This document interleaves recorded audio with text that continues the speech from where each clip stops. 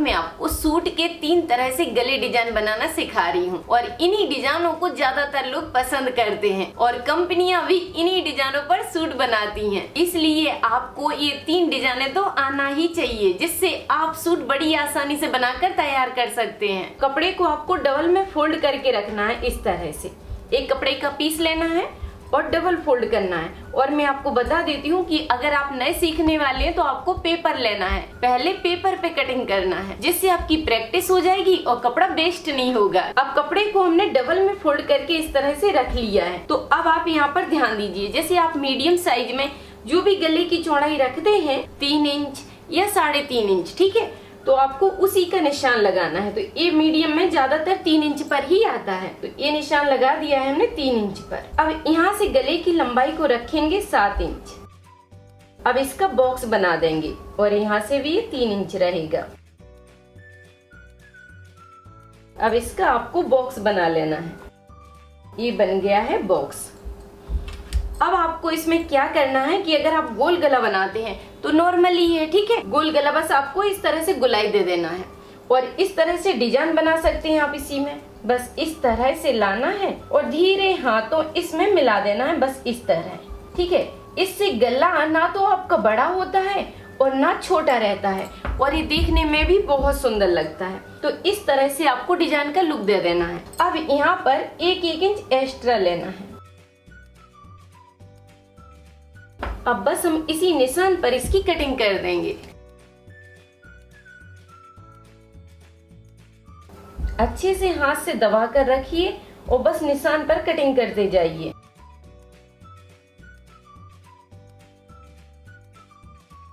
तो देखिए कितना सुंदर इसकी डिजाइन आ जाती है। इसे स्वीट हार्ट नेक डिजाइन कहते हैं। ये पहनने में बहुत ही सुंदर लगती है, आप इस फोटो में देख सकते हैं, ठीक है। अब हम दूसरी डिजाइन की कटिंग करेंगे। तो ये हमने दूसरा पीस ले लिया है और इसको डबल में रख दिया है। जब भी आप गले डिजाइन की कटिंग करते हैं तो कपड़े को डबल में ही रखा जाता है, ठीक है, और इस साइड इसका जॉइंट रहना चाहिए। अब यहाँ पर भी हम उसी साइज को लेंगे, ठीक है। 3 इंच यहाँ पर लिया और लंबाई में लिया है 7 इंच। अगर आप बड़ी साइज के लिए बना रहे हैं तो ये निशान आपको लेना है लंबाई में 7.5 पर और चौड़ाई में 3.5 इंच पर, ठीक है। अब यहाँ पर भी हमें इसका बॉक्स बना देना है।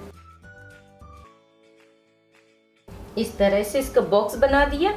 अब इसमें से एक बॉक्स की कटिंग और करना है हमें। तो यहाँ पर हमने ये निशान लगा दिया है 4.5 इंच पर और इसका बॉक्स बना दिया। अब यहाँ से पहले हमें इसकी गुलाई दे देना है इस तरह से। ये हो गई है इसकी गुलाई। अब यहाँ पर 2 पॉइंट रखेंगे चौड़ाई में और इसको तिरछा मिला देंगे यहाँ पर। इस तरह से आपको तिरछा मिला देना है बस। अब यहाँ पर 1-1 इंच एक्स्ट्रा बढ़ा लीजिए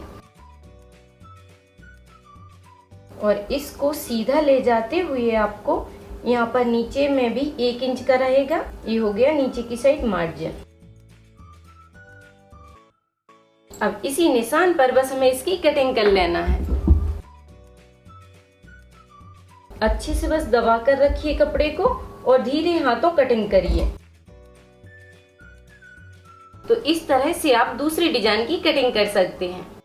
ये डिजाइन भी पहनने में बहुत ही सुंदर लगती है और ये गला नीचे की साइड को झुकाव नहीं करता है, बहुत अच्छा ही चिपक कर बैठता है। ऊपर से गोल रहेगा और नीचे की साइड भी रहेगा। अब मैं आपको तीसरी डिजाइन की कटिंग बताती हूँ। तो इस कपड़े को भी हमने डबल में रखा है। यहाँ पर बनाएंगे इसका बोट नेक। तो इसकी चौड़ाई ली है 4.5 इंच और लंबाई में लेंगे 3.5 इंच। अब जैसे हमने इस गले की कटिंग की थी 3 इंच से ऊपर में और इसमें 1 इंच एक्स्ट्रा बढ़ा दिया है, ठीक है, और इसकी लंबाई से यहाँ पर हमने 1 इंच कम रखा है। अब बस हमें पहले इसका बॉक्स बना लेना है।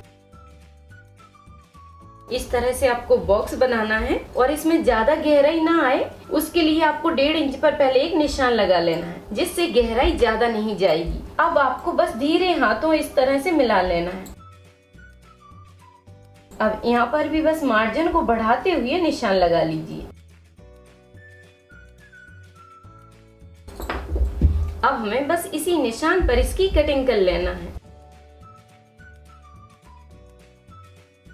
ये बन गया है बोट नेक। तो इस तरह से आप तीनों डिजाइनों को बड़ी आसानी से कटिंग कर सकते हैं। बस आपको थोड़ी सी पेपर पे प्रैक्टिस करना है, और अगर आप नए सीखने वाले भी हैं तब भी आप बड़ी आसानी से सीख जाएंगे। तो इस तरह आप बड़ी आसानी से तीनों डिजाइनों की प्रैक्टिस कर सकते हैं और अपने सूट में बनाकर ट्राई करिए। तो ये 3 डिजाइनें तो आपको आना ही चाहिए, ये बिल्कुल बेसिक है। अब आप बनाइए, ट्राई कीजिए और वीडियो पर लाइक कमेंट करके मुझे जरूर बताइए कि वीडियो आपको कैसी लगी और नेक्स्ट आप क्या सीखना चाहते हैं। थैंक यू, धन्यवाद। सिलाई से जुड़ी कोई भी चीज सीखने के लिए आप YouTube पर सर्च करें राधिका ट्यूटोरियल्स और फिर अपने टॉपिक का नाम लिखें।